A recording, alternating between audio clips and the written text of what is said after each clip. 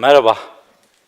Bugün benden sonra çıkacak konuşmacılar size geçmişteki problemlerden, bugün bunları nasıl çözdüklerinden, gelecek için umutlarından bahsedecek. Hepsi bizi heyecanlandıracak, hepsi bizi mutlu edecek aslında. Ben onlardan farklı olarak bugün geçmişten günümüze gelen ve artarak süren bir sorundan bahsetmek istiyorum. Ama önce bu sorunu en içten yaşayan, hayatımdaki en önemli insan, kardeşim Alper'le tanıştırmak istiyorum sizi. Alper çok özel bir çocuk.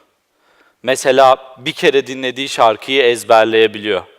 Veya yıllar önce geçtiği sokağa, tanıştığı kişiyi yıllar sonra hatırlayabiliyor.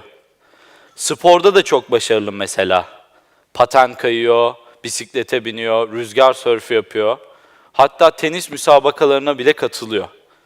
Alper'in bu kadar özel durumunun yanında çok da özel bir sorunu var. Alper otizmli. Otizm 3 yaşından önce başlayan, beyin gelişimini engelleyen, ömür boyu süren bir zihinsel rahatsızlık. Otizmli çocuklar, otizmli olmayan çocuklara göre çok daha zor öğreniyorlar.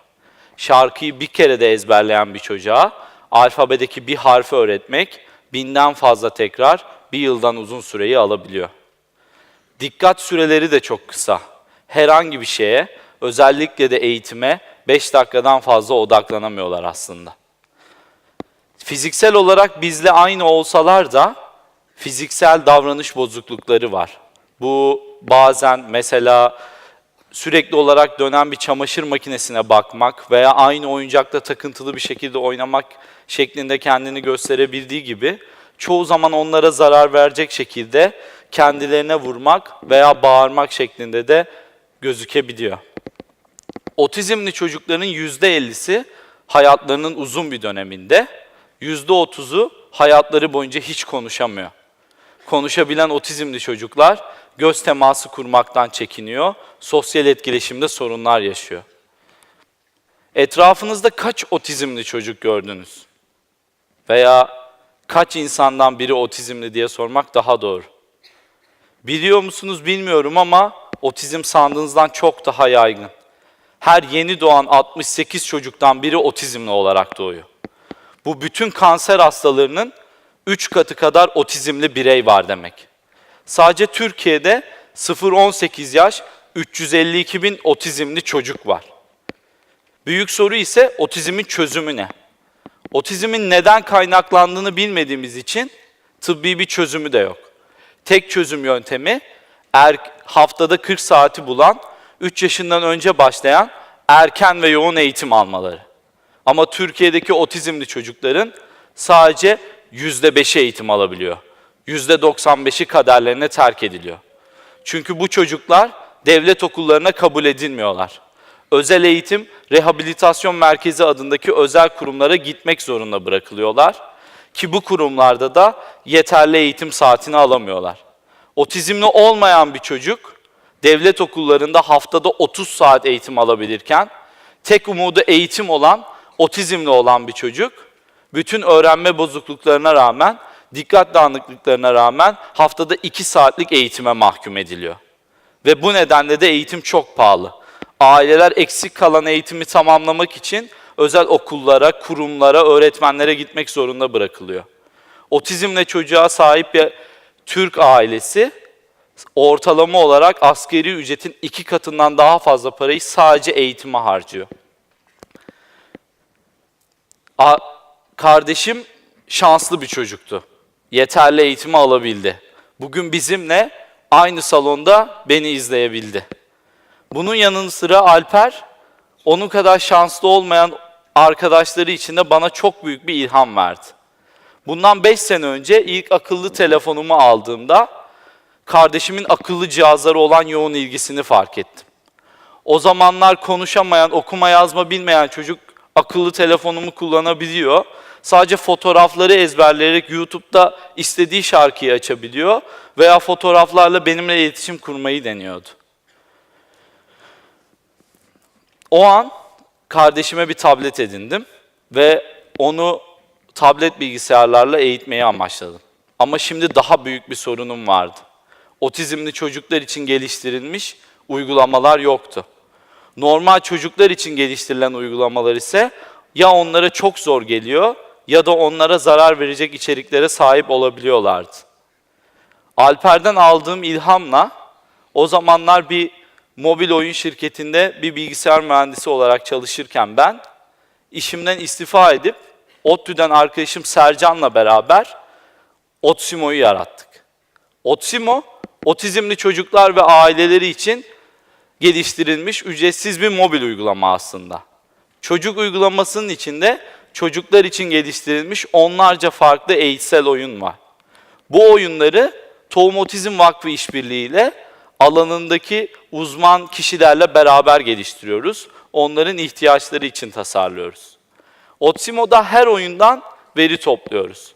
Çocukların nelerde zorlandığını anlayıp onlar için yapay zeka ile beraber otomatik öneriler çıkartıyoruz.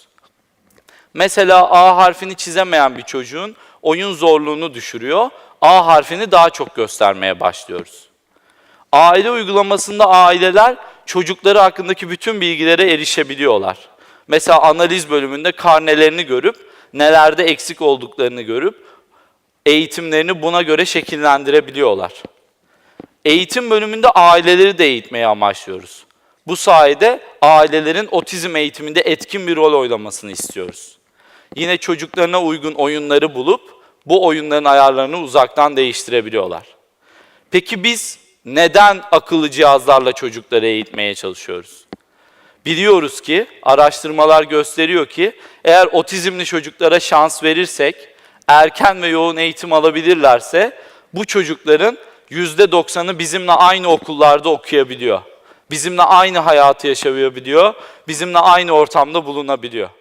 Amacımız eksik kalan bu 38 saatlik eğitimi aileleri de eğiterek akıllı cihazlar yardımıyla evde vermek.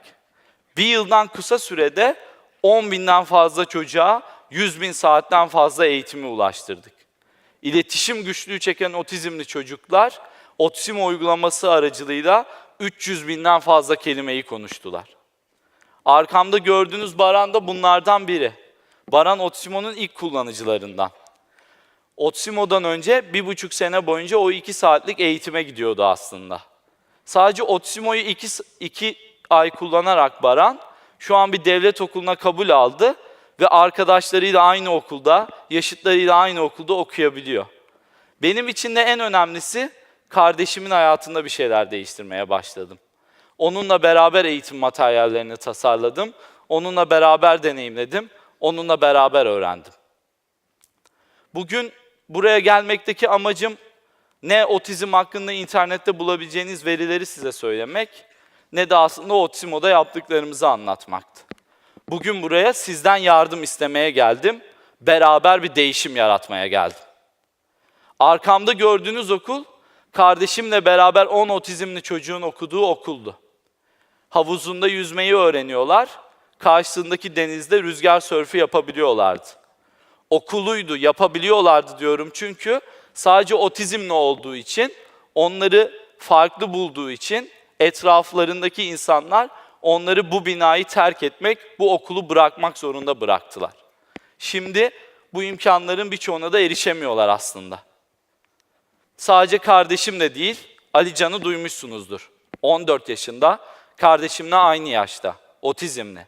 Annesi babası terk etmiş, dedesi tarafından bakılıyor. Her zaman yaptığımız gibi bizim, sadece evine gitmek için minibüsü kullanmak istiyor Ali Can. Dedesiyle beraber minibüse biniyorlar 5 ay önce.